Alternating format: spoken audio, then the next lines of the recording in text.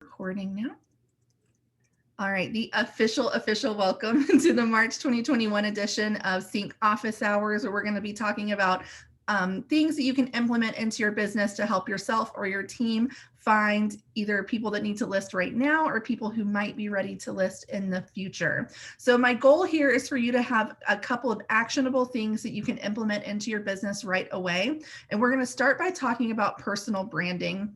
And you may be saying, well, I came here to learn how to get more listings. I don't really know what personal branding has to do with that. Your web presence makes a huge difference in how people will find you when they go to Google, for example, and type in, either listing agents in the area or even what their home is worth. If you can leave little breadcrumbs behind in a way to help people find you when they are searching for listing adjacent things on Google especially, you will absolutely kind of increase your validity in the market, increase your the amount of eyes that are going to be on you. And this is something that's really easy to do. And it's also on the flip side going to help with recruiting. Again, if you're a team owner and you are trying to have a better web presence, this will absolutely help with recruiting. And it'll also help with finding buyers as well. So really, I think this immediately can help in this market that we're in with, this super sellers market that we're in, where things are selling super quickly and people are wanting to sell now, whereas maybe before they would want to wait. People are really looking right away to get in with someone who can make a big difference in how quickly their home sells and for what price. So personal branding and leaving those breadcrumbs behind for people to find on the internet are going to be really helpful. So first things first, before you even try to put anything out, you have to decide what sets you apart from your competition. And that's your point of difference. And that's a marketing term that you maybe have heard before. But the point of difference is if Mike and I are rival listing agents in my area, what sets him apart from me and what sets me apart from him? That's my point of difference. And so that is something that you have to think through of, is your goal that you're going to get top dollar for people? Well, how do you do that? Is your goal going to be that you'll sell their home the fastest? How do you do that? Is it the service that you provide where they barely have to lift a finger? Are you going to stage the home for them? Are you going to help them move when they sell? I mean, we've talked to people recently that have actually bought a moving truck and they will help people move. That's a big difference between you and a competitor. So you just have to decide what that is going to be and how you're going to communicate that to your potential clients. So whatever that difference may be, maybe it's that you donate a certain percentage of income to charity. That's absolutely a point of difference. It doesn't necessarily have to be, how you're going to immediately help your client, but how when they work with you, they can by extension then help their community because of your charitable contributions. So those are just a few examples of what your point of difference can be. And now you have to decide how you're going to put that out into the universe, for lack of a better word. What kind of an easy way that you can find that is by defining your why. Now, I'm curious to know for the people who have joined us live today, if you've read Start With Why by Simon Sinek, or if you're familiar with the concept. If you have not, I highly recommend that you check that book out. It's wonderful at helping you find out your personal motivation, and it can even then translate into your business's motivation. But your why is going to be why you get up in the morning and do what you do. And so to make it really simple, an example from the book is Apple. And Apple's why is that they wanted to make technology that kind of ingrains itself into our everyday life. And so when they were neck and neck with, say, Microsoft doing, Zooms and now that we don't even have them, it's hard to remember the name, iPods, how did they set themselves apart? They were both MP3 players, but Apple's why was not just, well, you can carry, music along with you. It was, we're going to make this in like an ingrained piece of technology into your life. So it's a really interesting read. And I highly recommend that you read it if you haven't, because it can help you find out your why, which can then pinpoint or really elevate what your point of difference may be. And then I think it's a good idea once you have that, because it can be quite wordy, is to have your elevator pitch ready. And so once we know what sets us apart, how do we communicate that to people? And the elevator pitch is just a 1 to 2 minute way that you can verbally communicate to people what your point of difference is, what your personal motivation is, and why working with you is a good idea. So once you have that decided, then we can start to craft our online presence. That can be with your CINC site or with a branded or personal site that you have. It can be on social media, and it can be on YouTube. I think that something that a lot of agents really underutilize is YouTube. And a lot of it is because we don't feel comfortable being in front of the camera. But people really crave to like authenticity, to get to know us. And it's okay if your first few videos, you're kind of getting, getting your sea legs, as a way to say that. It's okay if they're not the most professionally done. Of course, you do want it to have good lighting, but using YouTube is a really great way to put your face and your presence and your point of difference out into the world. If we think about it, Google owns YouTube.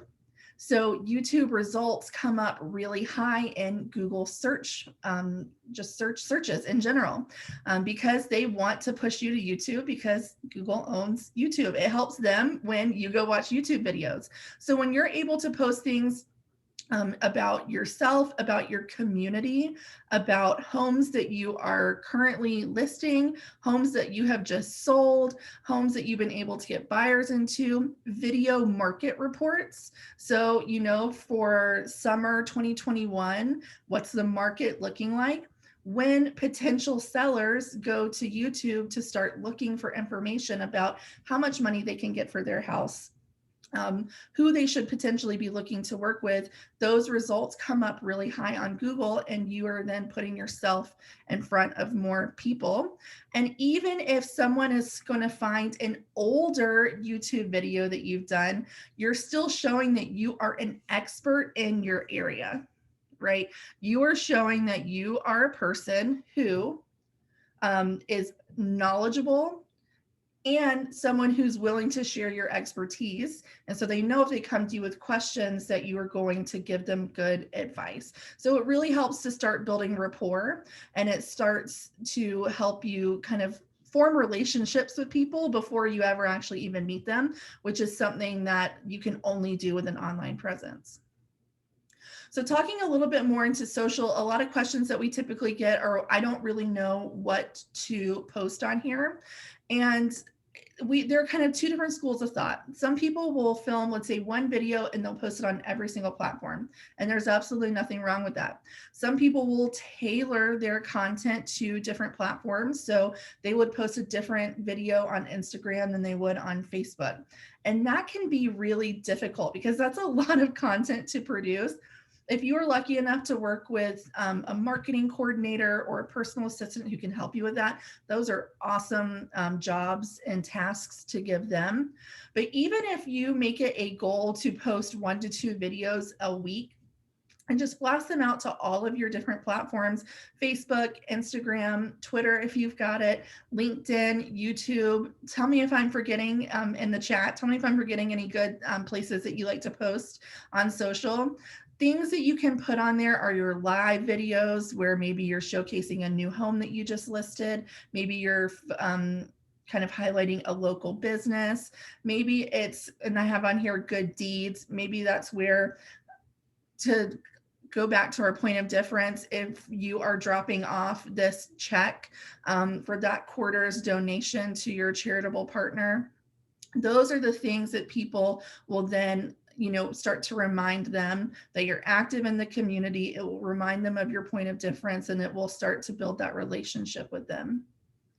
And then finally, community involvement is a huge one, where the more you put yourself out into the community, the more referrals you start to get from that, the more word of mouth you start to get from that.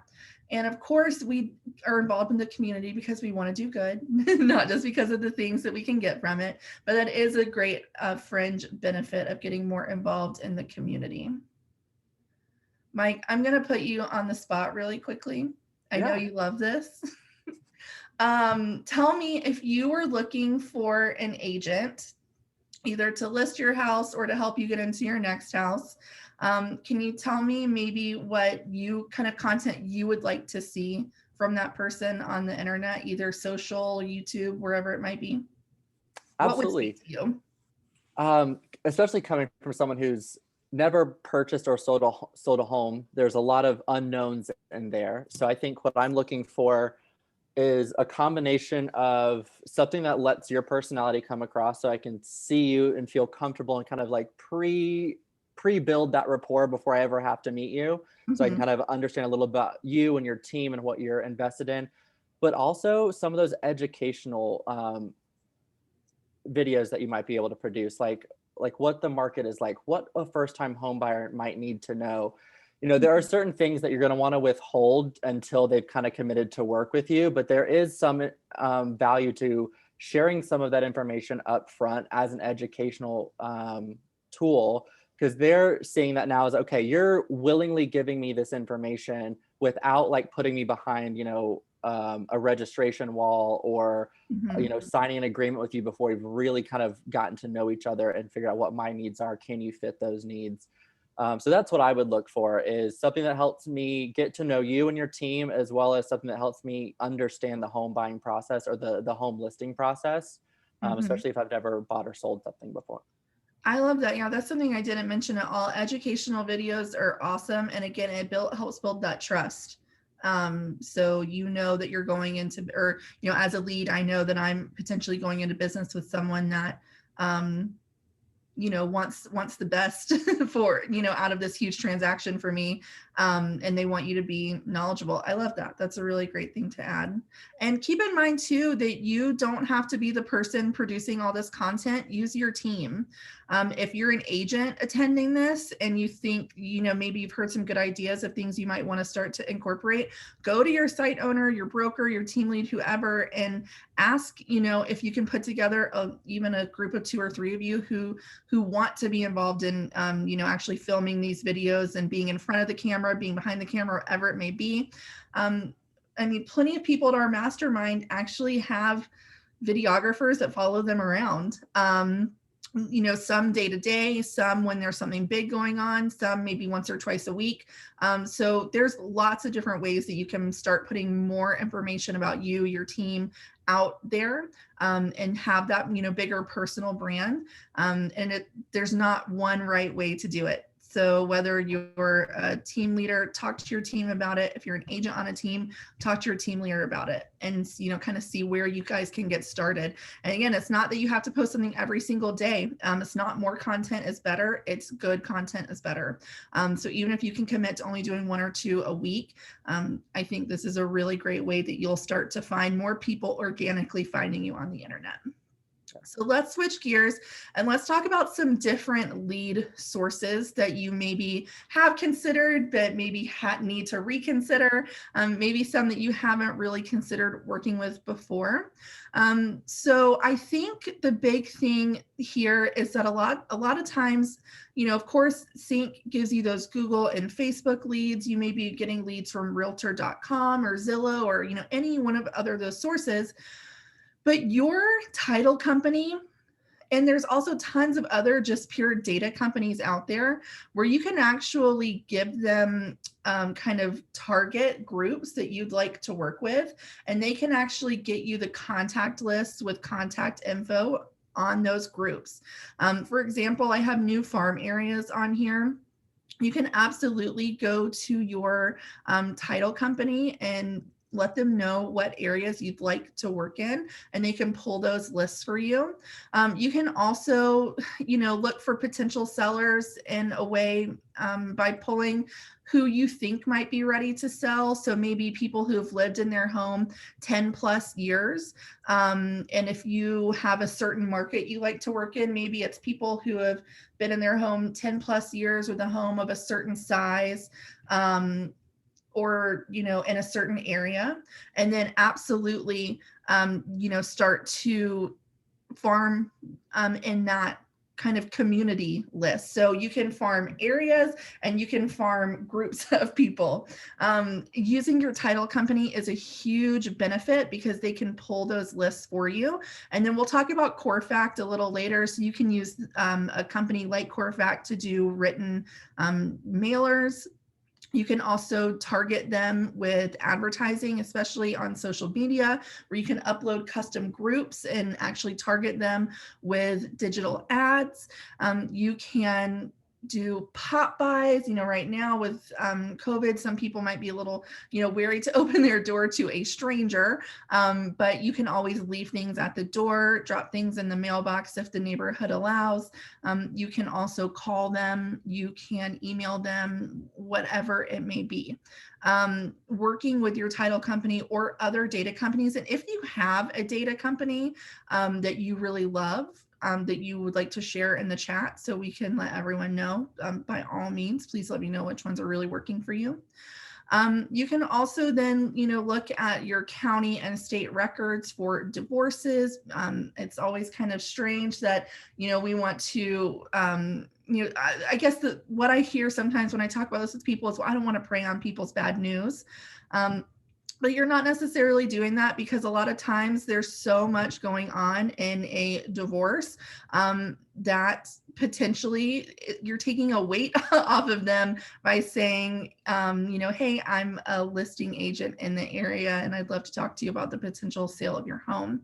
Keep in mind too that you can also send more soft inquiries in groups like retirees or people who are going through a divorce by saying that you have someone interested in a home in their area if they are thinking about selling. Sending that kind of mail out can be a great way to open up the door to having that conversation. And then, of course, don't forget about your past clients. You have helped buyers get into homes, and those buyers now are potential sellers. So I would absolutely be looking at my own past clients, people who have been in the home at least 5 years, people that have been in the home 10 years. If you are a little newer to real estate and your data doesn't quite go back that far, I'd be asking your team leader, your broker, if they have old lists like that you could potentially work with. So there's a way for all agents to work within all of these areas. It's just getting creative about how you get that information and kind of the content that you send to them. So if it's a phone call, actually working on a script that you'll use and role play that out with your team so you know some objections that might get thrown at you, so you know exactly what you want to say. If it is a letter that you're going to send out, definitely crowdsource that. Have your team help you work on it. Maybe send it to a couple of friends and say, if you got this, what would your opinion be? Definitely do some work up front and you'll have better results as you start to send those out. So again, it's just being creative and utilizing the resources that you already have. Your title company is a great place to start. They would love to help you send more deals their way. Absolutely. So let's talk about, once we actually do get to the listing appointment, how do we make sure that we're setting ourselves up to actually sign that person and get the listing?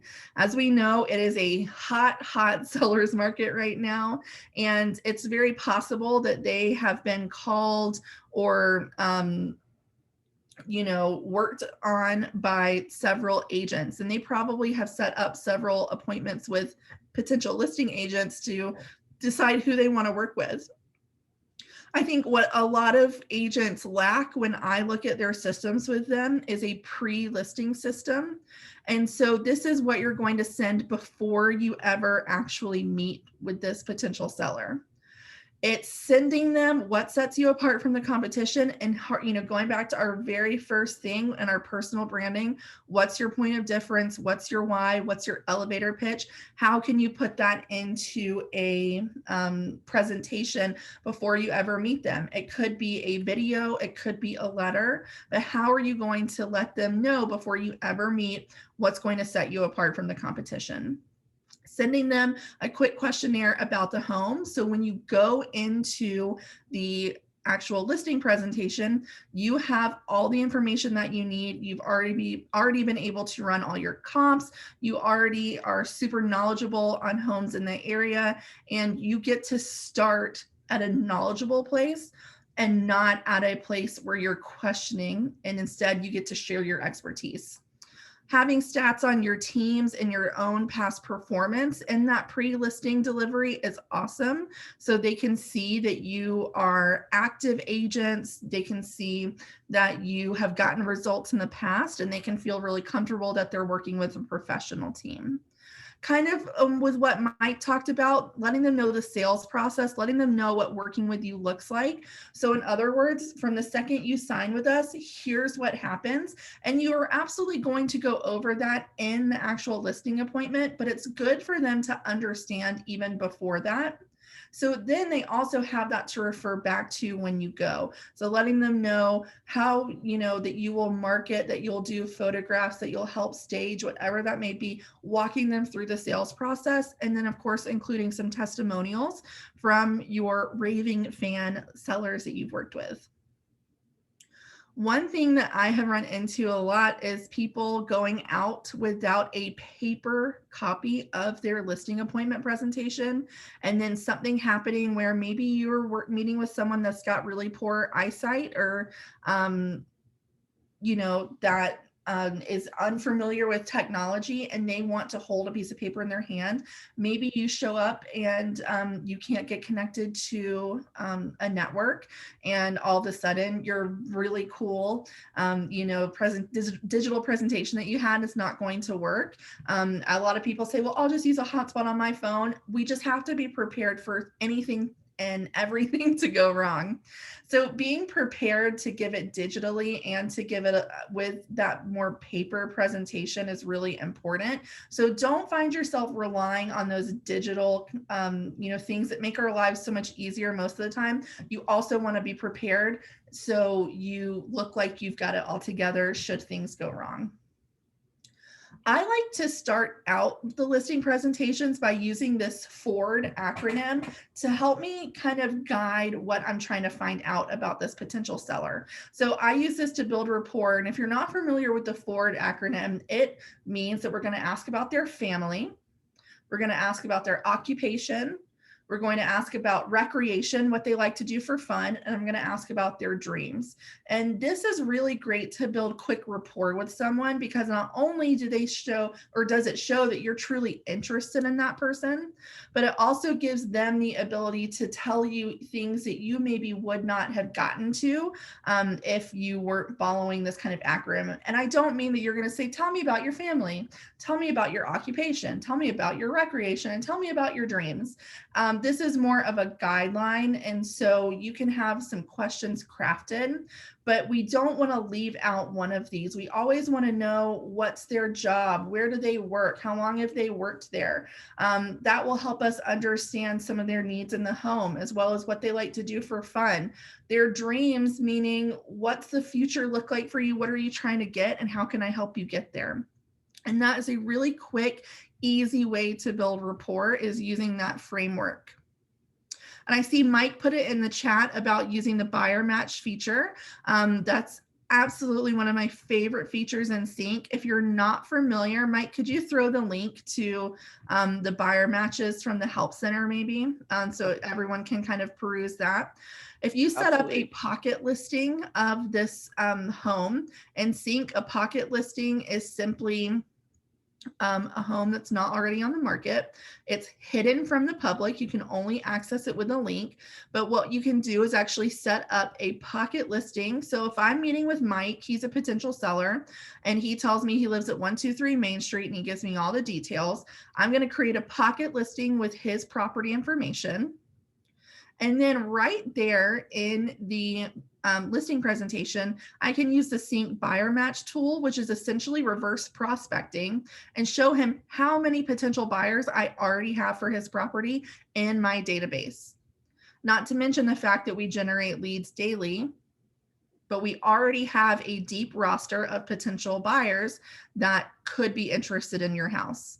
It's just another way to show that potential seller that you are, again, involved. You're not just a person that sells 1 or 2 homes a year. You're a person that has a deep bench, that you can always pull from, and you're already working before you ever even get that listing. You're already working to see who you have. That's really powerful to use. Mike, do you have anything to add on the pocket listing, buyer matches? Anything at all that I've missed, maybe didn't explain very well? Oh, think you're muted. Yep, I'm muted.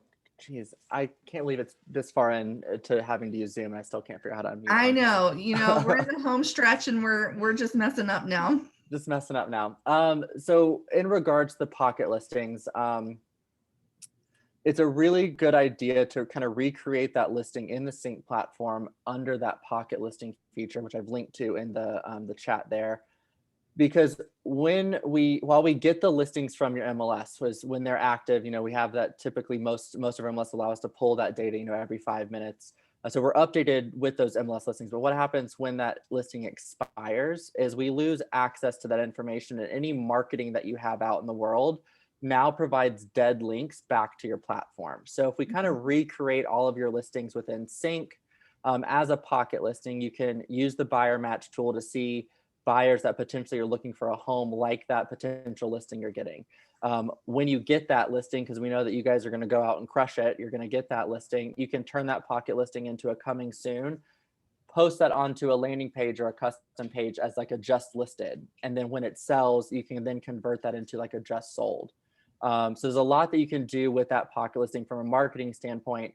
And then when you sell that home and it leaves the MLS, that pocket listing is still active with the information, with the sold price, with that, the description on there, and anything that you have marketing out in the world that someone might click on a month down the road no longer has a dead link. It links back to a listing that shows just sold, and then they can navigate around the rest of your platform and kind of see everything that you're doing.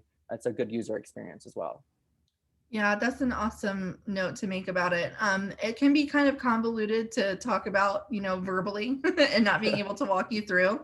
So we're going to talk in just a couple of minutes about more things you can do in CINC, and Mike will provide some more links to the Help Center on, custom pages and those things that might help you with that process. If you have any questions at all, take some notes down and talk about it with our support team or with your account manager. They can absolutely walk you through some of the more technical how-tos on that. Because it is really valuable to have those links that kind of live forever instead of that MLS link that might disappear when the house is actually sold. Thank you for bringing that up, Mike. I'm glad I asked. Absolutely. Finally, of course, we all know the follow-up is so important. So when we end that meeting, the next day, delivering that handwritten thank you card for their time, calling to check in the next day. And then, of course, we can email follow-up as well if we cannot get them on the phone. But the follow-up is so important. And if we cannot get them in that call or email the next day, I'd be calling probably every day just to say you are looking for feedback, and just to stay in touch, because it may be that they met with listing agents and they decided now's not really the time. Maybe it's that they see that most homes are selling in less than a week, and that seems really fast for them, and so they just want to pause. And so how you keep in touch with them is going to be everything in terms of if they remember you when they do decide to get a little bit more serious about listing. So as promised, let's talk a little bit about how you can utilize CINC to help find sellers and to engage potential sellers that you are maybe, collecting on your site. By that, I mean, seller leads from Facebook or Google. If you are not familiar with CoreFact, this is a direct mail company that has an integration with CINC. So when you actually engage sellers through CoreFact, through letters, mailers, postcards, then you will actually be able to see their engagement and send them back and forth through CINC and CoreFact. So I'm curious, Mike, do you have the link to the webinar that Steve and Vanessa did? That would be a good one to share if you can grab it. I believe I shared two of them. I'll make sure that it has the Vanessa link in it. So one Perfect. of them is on Core Fact Basics, and just kind of the basics of the integration. The second one I Mhm. shared is strategies, and that's with Jackie Broussard, which I believe is from Core Yeah, Fact. from Core Fact. So I'll Absolutely. track the one down with Vanessa, and I'll post that as well. Awesome, thank you. So CoreFact has a great history of being really engaging. They have a wonderful postcard that you can send out where leads can actually use their cell phone to scan a QR code to get the actual, potential value of their home right then and there. And when they scan that, it connects them to their account in CoreFact, and that's when you can then send them over to CINC. So that integration is really valuable. Something to keep in mind with CoreFact is that it's just like any marketing campaign. We can't send one postcard and expect to get a lot of results. It needs to be something like a campaign that we build over time. So monthly postcards, quarterly letters, that sort of thing. The pricing is pretty good for what value it gets you. The reason I asked Mike to share that webinar that Steve Mernon, who works on our team, just in the chat. Thank you so much, Mike, and Vanessa Saunders, who's one of CINC's longtime clients. This actually is from about a year and a half ago, maybe at this point, maybe even 2 years ago, but she Yeah. shares really valuable things that she actually did to help when her market was really slowing down. There was no inventory. They did not have homes to even show their buyers. How she used this to immediately get some listings and has continued to be able to use that to get listings is really amazing. So you can see some, direct immediate results, but it is one of those things where you might have to, have that little bit longer campaign. Am I missing anything important about Core Fact? No, I mean, you can do it two ways. So with Core Fact, you can take, like, if you wanted to filter for the list of leads in your platform that said they have a house to sell, but did not provide you the home address or the selling address, you could push those into Core Fact and do mailers on those. And then on the reverse side, you can have Core Fact go out and farm an area. And when they engage with Core Fact, they'll get pushed into your CINC platform as a verified lead. So you can use it on both sides. You can work leads that are already in your platform trying to cultivate and nurture that list of leads. Again, for the leads that said they have a house to sell, but it's not the one with property info. You're looking specifically for the house to sell, yes. And then you can push that into Core Fact and mail them. So that way Core Fact is now tracking those addresses down for you, rather than Mhm. you having to take that time out of your day to call each one of those, hope you get them on the phone, hope they give you that address. You can let Core Fact track it down. Yeah, no, that's a great tip that I put it in the chat too. If you use that sync filter house to sell yes, use that integration to send those over to CoreFact and they can actually pull the addresses for you. I think they charge maybe like 7 cents per record. So that's going to be if they find a list for you or if they like give you a farm area. You can absolutely use those as one of those data centers to get addresses and contact info. So let's talk a little bit about adding the seller address. So when you help a buyer get into a new home, as I said earlier, they then become a potential seller. And did you know that CINC has a wonderful seller monthly home value email that goes out? So monthly email will go out to that potential seller, letting them know what the updated value of their home is. I'm actually a lead on a local CINC site here. I get one monthly with my home. I get a nice range. I get to see a couple homes that sold either in my neighborhood or nearby. And it's really valuable for me. I'm not going to be ready to sell probably for a few years because we did just buy this house last year, but I still enjoy getting to see it. And I like seeing the homes that have sold around me. It's a really great way to stay in touch with your past clients and give them something valuable and not just sending them something to say that we sent them something, right? So Mike just put a link in the chat. And if you are watching this later and you do not have the access to the chat, all of these links are coming from the CINC Help Center, which is a really great resource. It's got a search bar where you could just type in seller address or home value email, and you'll get all these great links that Mike has been sharing in the chat. So, Mike, will you talk to us a little bit about these next three bullets on here, these custom pages? This is something that Mike has a lot of really great ideas about from working the CINC events that we do for many years. So, talk to us a little bit about how we can use custom pages in CINC, if you will. Absolutely.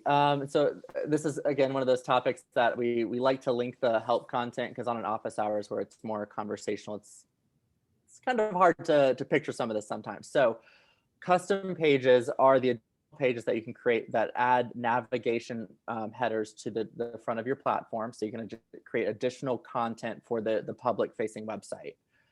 These pages can be used for several different things. One of them can be your past properties. We kind of briefly talked about that on the last slide when we're looking at those pocket listings, where when you create the pocket listing, that description section, you can initially in the description put it as coming soon.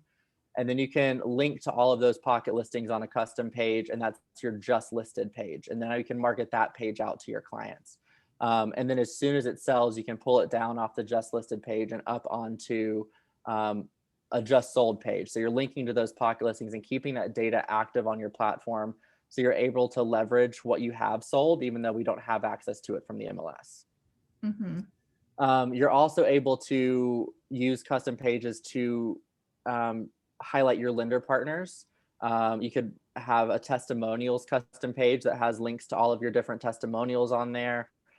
If you have any kind of special programs that you run, you can put those in there.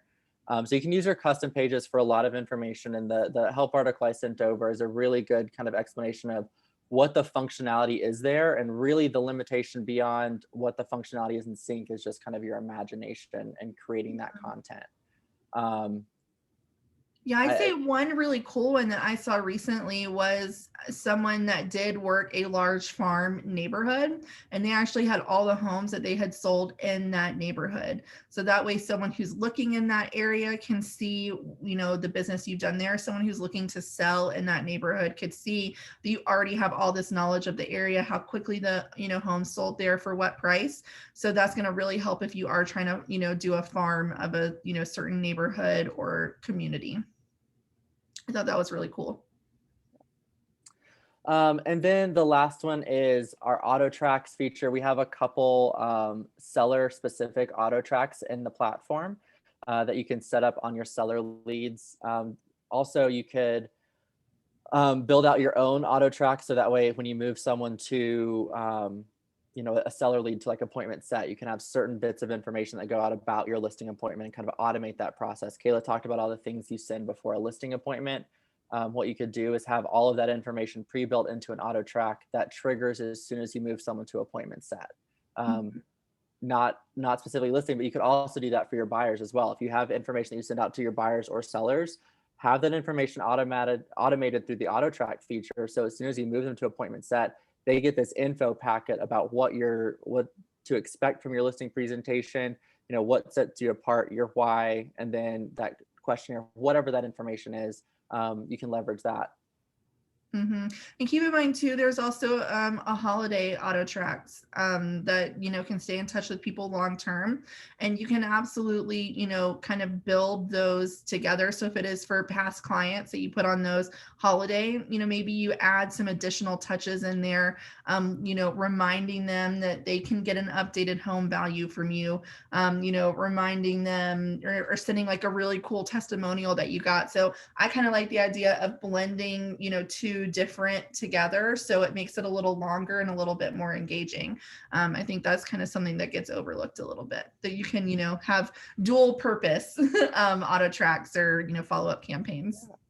And I think one thing that's not on here, it's one part of a feature that specifically ties into like buyers that you've sold, those now become potential sellers in your platform. One of the features on our site is behavioral messaging. It's an included feature that sends out text messages, when leads perform certain behaviors. One of those ties specifically to those leads in your sold pipeline. So let's say I get a buyer today, I sell them, they now become a potential seller in my database. But it's easy to kind of forget about the people that you've sold if you don't have something pulling them to the top of your platform again. So this behavioral message that works the sold leads, it will text them check in on their home search after they've been away from your site for a year or more and come back into your platform. That typically means they're looking for their home search. And if you sold them a home and they're now looking for a new one, probably means they have a house to sell somewhere in between there. So that's a really good behavioral message to have on to make sure you don't miss any of those potential sellers that you're in their platform. Yeah, I love that. That's a really great note that I hadn't considered. Awesome. So we are at our 45-minute mark, and that just so happens to be the last piece of information we have, but just a really quick recap. Again, the goal here was not for you to completely revamp and completely overhaul the way you think about sellers. It's just trying to give you hopefully 1 to 2 key takeaways that you can really start to implement. Maybe that's going to be that you need to take some time to think about your personal branding, either for you as the agent or for your team. If you are a team leader that's joined us today, thinking about what sets your team apart, what sets you apart, what your point of difference, your why is going to be, and how you're going to get that out there. Maybe it's doing some research on how you can do better videos and starting to do those video market reports so you can have that really high visibility on YouTube for when people are looking for information about the area. Maybe it's just, deciding what's my niche going to be. Is it going to be, military families because you're near base? Is it going to be that you love working with retirees, people that are relocating? What's your niche going to be, and how can you put out information that's valuable to that group? How can your presence on the web actually help you find more people who are going to fit the business that you want to grow? Keep in mind too that your listing presentation will be everything in helping to actually convert those potential sellers into clients. So, taking a look at the process, and like I said, walking a friend through it, kind of using their home as an example, role play all that stuff out. So if anything pops up, there's no worry that you're going to be frozen and not know what to say. Using your friends and family as guinea pigs is the number one way to test out if things are going to really work well, or if you need to go back to the drawing board and just make some tweaks. And then keep in mind too, the CINC Help Center is going to be a huge resource to you if you are trying to build out some of those custom pages, maybe do more with auto tracks. You maybe want to put all of your past buyers on that home valuation email.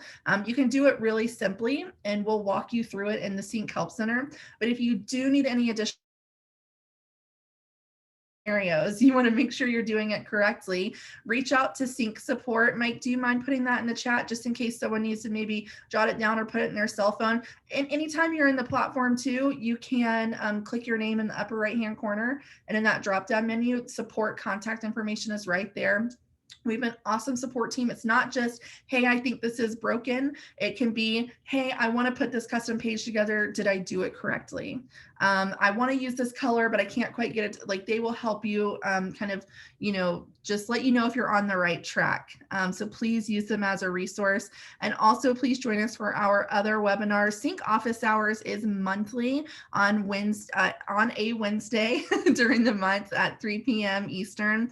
Next month, we're going to be talking all about CINC AI, and we're actually going to feature some clients just like yourselves on that, talking about successes that they've had, ways that they've turned scenarios into big wins. And so I think that's going to be a really awesome session. And I believe that's April 28th. So actually, I'll show you too. Head up cincommunity.com/webinars. This is where you can sign up for any one of our bi-weekly webinars, including the one that we'll be hosting tomorrow at 3 p.m. Eastern, talking deeper about auto tracks and behavioral messaging. They'll be hosted by my friend Mike. And you can also scroll down and see the recording gallery with tons of past recordings there. So this is kept up to date pretty constantly. And this is where you can come and get access to all of this great content, as well as register for what's coming up. And this office hours will be updated with our April 28th session, where we're going to talk in depth about CINC AI and how you can make it really work for you and your business. So thank you so much for coming and spending this time with us. We really appreciate it. We literally couldn't do it without you. So thank you so much. Have a really great rest of the week, a great weekend, and hopefully we'll see you tomorrow. If not, we'll see you on another one. And anything we can do in the meantime, please reach out and let us know. Bye, everybody. Bye.